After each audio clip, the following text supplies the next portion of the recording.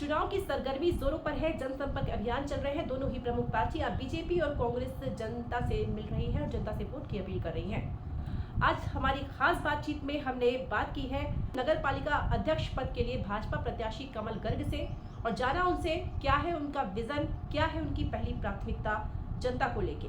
तो आइए करते हैं उनसे खास बातचीत। नमस्कार, आज हम बात करेंगे नगर पालिका अध्यक्ष प्रत्याशी श्री कमल गर्ग जी से। क्या विजन है आपका चुनाव को लेकर, क्या तैयारियां कर रखी है आपने? आपका मैं बहुत बहुत अभिनंदन करता हूं, स्वागत करता हूं। खरसिया नगर पालिका 2014 से 2019 तक नगर की सेवा करने का अवसर मुझे मिला था और ईमानदारी के साथ 5 वर्ष शहर का सर्वांगीण विकास के लिए शासन की योजनाओं का लाभ नीचे गरीब परिवार तक पहुँचे, एक एक घर घर तक, एक एक झोपड़ी तक पहुँचे। युवाओं का शारीरिक, मानसिक, बौद्धिक विकास, सांस्कृतिक विकास। 40 वर्षों से शहर इतना सा है, शहर का विस्तार होने की आवश्यकता है। जनसंख्या लगातार शहर में बढ़ रही है, वाहन लगातार शहर में बढ़ रहे हैं, जगह उतनी, तो कैसे शहर का हम विस्तार करें। सड़कों का निर्माण, सड़क, नाली और लाइट, ये व्यवस्थाएं बढ़ने से शहर का विस्तार होता है। शहर का पूरा प्लान करके हमने विस्तार करने का प्रयास किया था। आवासीय परिसर खरसिया का बढ़े, व्यापारिक परिसर खरसिया का बढ़े, इसके लिए भी हमने प्लान किया था।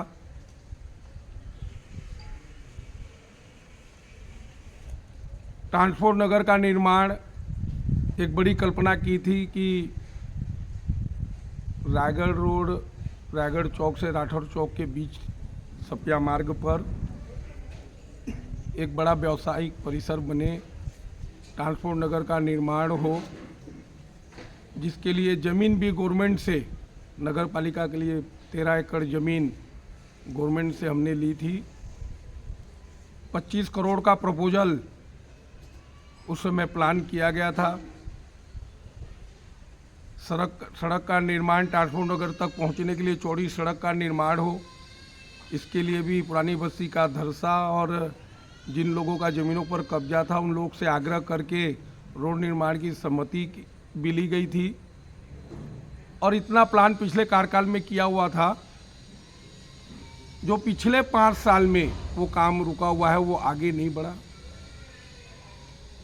आवासीय परिसर चारों तरफ बढ़े, ड्रेनेज का काम हो।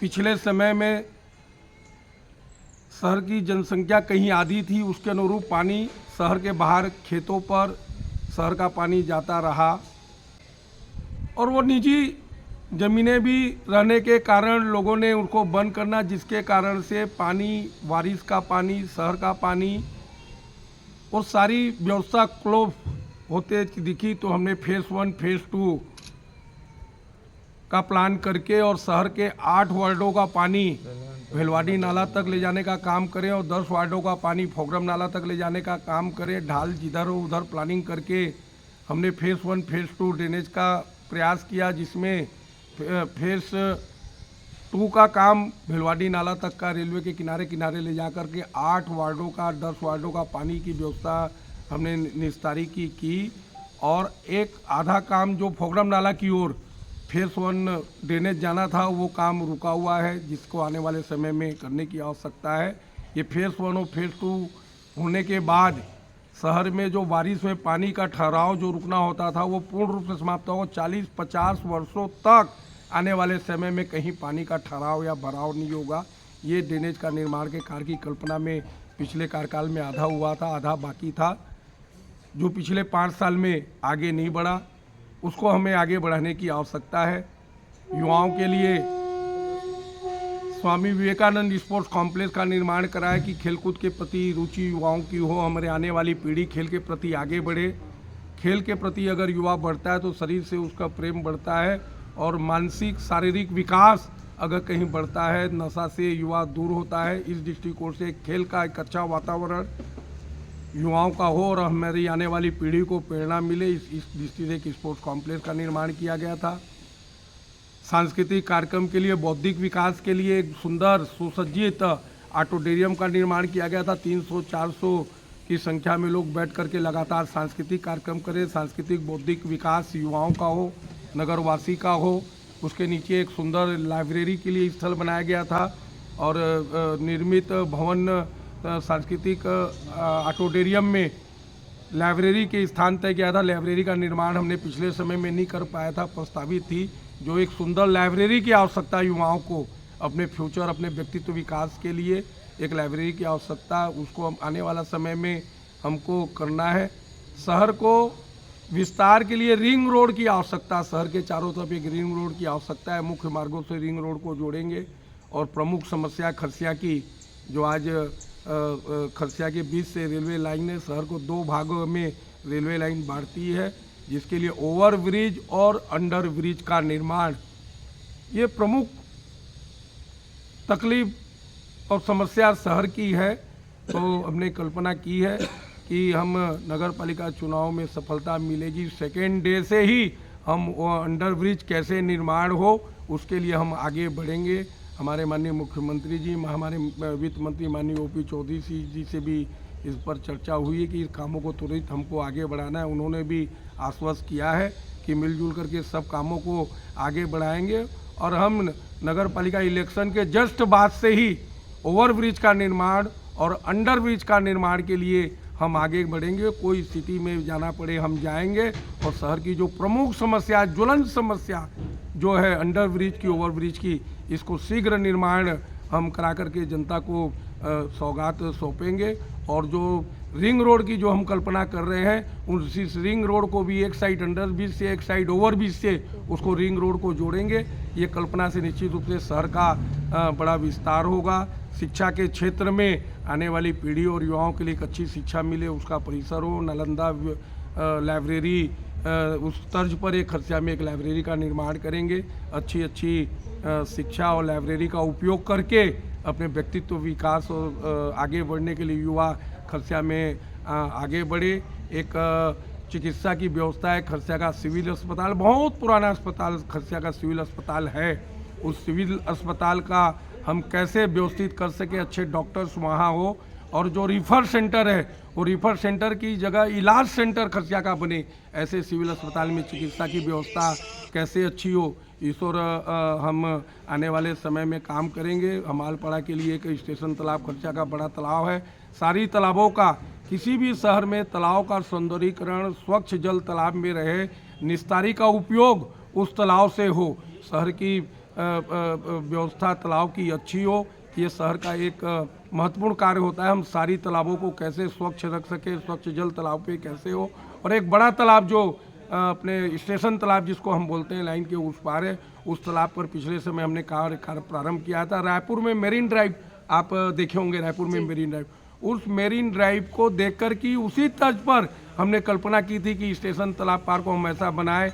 वहाँ सारे झोपड़ी नुमा जितने घर थे उन्हें सबको हमने प्रधानमंत्री आवास में मकान में कन्वर्ट करके और सबको पक्का मकान दिलाया है। चारों तरफ सड़क नाली का निर्माण किया है, बीच में एक टापू बनाने का प्रयास किया है और उस तालाब को हर समय 12 महीना हम कैसा भर करके उसमें बोर्डिंग वगैरह कर सकें, चारों तरफ लाइटिंग कैसे कर सकें। और एक हमालपाड़ा के जो 5 वार्ड है उन 5 वार्ड को लिए एक अच्छा परिसर हम स्टेशन तालाब में प्रदान कर सकें, मेरीन ड्राइव की तर्ज पर उस तालाब का विकास कर सके। इस कल्पना को लेकर के हमने सारा काम प्रारंभ किया था। सब व्यवसाय की दृष्टि से shopping complex, Ambedkar shopping complex, हमने एक अच्छा व्यवसायिक परिसर हो और उस पर 3 मंजिला हमने वो कॉम्प्लेक्स बनाने का प्रयास किया था, जिसमें सारी दुकानें आवंटित भी हुई। लेकिन ऊपर की जो दुकानें, ऊपर 2 बड़े हॉल है, उस पर 2 बैंकों की स्थापना उस हॉल पर हो। बैंकों की 2 स्थापना होगी तो नगर पालिका का राजस्व भी बढ़ेगा और उसके साथ साथ वो कॉम्प्लेक्स में दुकानदार लोगों को भी एक अच्छा वातावरण वहाँ मिलेगा, रोजगार का अवसर मिलेगा, दुकानें भी अच्छी मिलेगी, व्यापार भी बढ़ेगा। इस दृष्टि से वो कॉम्प्लेक्स का निर्माण किया गया था, जो जिसका लाभ भी वहाँ के लोगों को नहीं मिल पाया, जिसको लाभ दिलाने की भी कल्पना हमारे में है। शहर की बिजली, पानी, सफाई, छोटी छोटी पेयजल की व्यवस्था, पानी टंकी भालूनारा इंटरक्वेल पर है, उसका भी हमने पिछले समय इंटरक्वेल को प्रारंभ करके पेयजल की व्यवस्था करने का प्रयास किया। शहर की सारी टंकियां कैसे लबालब नदी के पानी से भरे और जिन क्षेत्रों में पेयजल की कमी है वहाँ और टंकियों का निर्माण हो करके नदी से हम कैसे भरें। बोर का यूज कम हो।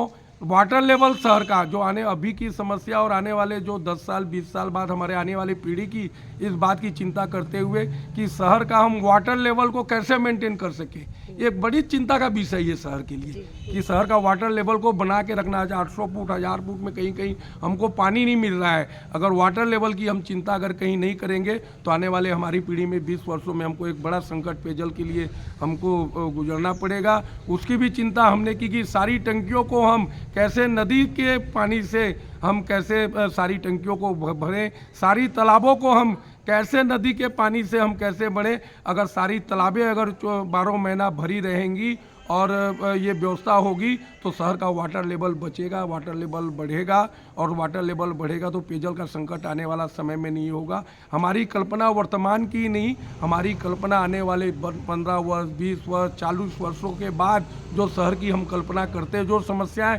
जो 20 वर्ष 30 वर्ष बाद हमको जो मिलने वाली है उनकी चिंता अभी से करके हम उसका समाधान अभी से करते हुए हम कैसे आगे बढ़े। पर्यावरण के क्षेत्र में भी अच्छा काम हमने करने का प्रयास किया था। यूथ के लिए यूथ कैंपस का निर्माण करने का हमने काम किया था। चारों ओर शहर का सर्वांगीण विकास कैसे हो सके, ये सारी व्यवस्थाएं खरसिया की अच्छी कैसे हो, क्लीन खरसिया ग्रीन खरसिया कैसे बन सके, सुंदर खरसिया कैसे बन सके, इस बात की चिंता करते हुए हर गरीब को उसका अधिकार जो है वो कैसे मिल सके। शासन की सारी योजनाएं, जितनी भी योजनाएं गरीब वर्ग के लिए, चाहे मोदी सरकार की केंद्र की योजना हो, चाहे स्टेट की विष्णुदेव साय की सुशासन की जितनी योजना हो, उन सारी योजनाओं को हर वार्डों में, गली गली में, हर झोपड़ी में, हर गरीब व्यक्ति तक कैसे पहुँचे और उसका लाभ कैसे उनको मिल सके, उनका लाभ हम कैसे उनको दिला सकें, उनके चेहरे में खुशी हम कैसे ला सकें, छोटे छोटे मोहल्लों को हम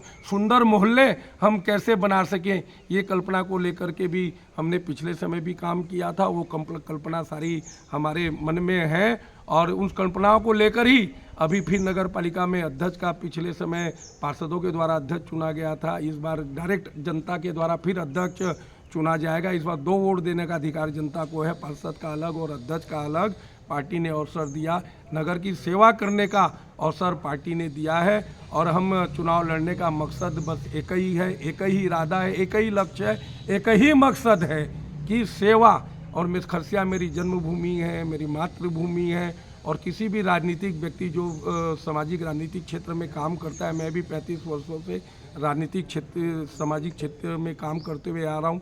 कॉलेज के समय से ही मैंने छात्र जीवन में छात्र हित में काम करना मैंने प्रारंभ किया था। 8-9 चुनाव में छोटे छोटे जनप्रतिनिधि बन करके जनता की सेवा पिछले समय भी किया हूँ और मुझे यह सौभाग्य प्राप्त हुआ है कि मेरी जन्मभूमि खरसिया का मुझे 5 साल फिर सेवा करने का अवसर मिल रहा है। जनता से भी मैं यही अपील मैं करते आ रहा हूँ। ये मेरा सौभाग्य, मैं अपने आप को सौभाग्यशाली समझूंगा कि मेरी जन्मभूमि खरसिया की मुझे फिर सेवा करने का अवसर मिलेगा और 5 वर्षों तक लगातार ईमानदारी के साथ जितनी कल्पनाएं मैंने आपके बीच में रखी हैं उन सब कल्पनाओं को पूरा करने के लिए, विकास करने के लिए मेरा मकसद चुनाव लड़ने का या जनप्रतिनिधि बनने का है। एक 2 ही लक्ष्य है कि सेवा और सेवा के साथ विकास विकास विकास, और ये सब सेवा और विकास करने का अवसर कहीं मिलेगा तो मैं अपने जीवन में अपने सौभाग्यशाली में समझूंगा। और मैं खरसिया की जनता से यही अपील करता हूं कि आने वाले समय में सब लोग खरसिया का विकास के लिए, खरसिया का विकास के लिए, सिर्फ विकास के लिए आप भारतीय जनता पार्टी के सारे वार्डों में पार्षद को भी अपना आशीर्वाद प्रदान करें, अध्यक्ष में भी आप आशीर्वाद प्रदान करें और खरसिया को विकास की ओर अग्रसर करें। यही आग्रह और जनता से मैं लगातार करते आ रहा हूं और यही कामना करता हूं कि मुझे सेवा का अवसर दे और सुनहरा खरसिया, सुंदर खरसिया, क्लीन खरसिया, ग्रीन खरसिया, विकसित खरसिया का निर्माण हो, जो यही आग्रह सबसे है। बहुत बहुत आपको धन्यवाद। जी, आम जनता के मन में ये विचारधारा होती है कि चुनाव से पहले वो नेता बहुत बड़े वादे करते हैं। जनता के मन में ये सवाल है कि क्या ये सब वादे जो आपने किए हैं वो सब आप पूरे करेंगे जीतने के बाद? निश्चित रूप से जनता के मन में कल्पना ये विषय आता है और जितने लोग चुनाव के मैदान में होते हैं सब लोग चुनाव जीतने के लिए वादा करते हैं जी। और जिसके कारण से चुनाव जीतने के बाद लोग मुकर जाते हैं और इसके कारण से जनता का विश्वास जनप्रतिनिधि के प्रति कम हो जाता है और विश्वास कम होने के कारण ही ये सारे विषय आते हैं कि लोभ लुभावने वादे लोग करते हैं और बाद में करते नहीं है। और मैं जो कर रहा हूँ इस पर विश्वास जनता को इसलिए करना चाहिए कि मैंने जितनी बातें कही है, जितनी बातें रखी है, वो मैंने पिछले 5 साल में मैंने करने का प्रयास किया है। मैंने एक बुकलेट भी पिछले कार्यकाल में छपवाई थी और उस बुकलेट में मैंने अपनी कल्पना को पिछले 5 वर्षों में जनता के बीच रखा था। नगर सरकार आपके द्वार के काम के तहत घर घर जा कर के शासन की योजनाओं तक नगर पालिका की जिम्मेवारी है और मैंने घर घर नगर पालिका के स्टाफ को, नगर पालिका की टीम को मैंने शासन की योजनाओं को लाभ दिलाने के प्रेरित किया था। और शहर की जो मैंने कल्पना की है, जितनी बातें बताई हैं, ये बुकलेट में मैंने सारा जो है जनता के बीच में रखा था। जितने काम हमने किए हैं और जितने काम प्रस्तावित हैं, जितने प्रस्तावित हैं, ये सारी बुकलेट में है। और सारी नगर पालिका में सारी प्रस्ताव सेंक्शन है, परिषद में काउंसिल में प्रस्ताव सेंक्शन है और सारे प्रस्तावित काम है। बहुत से स्वीकृति हो चुकी है, बहुत से प्रस्तावित हैं जिसे स्वीकृत करने की आवश्यकता है। और सारे के एस्टीमेट, प्राक्कलन।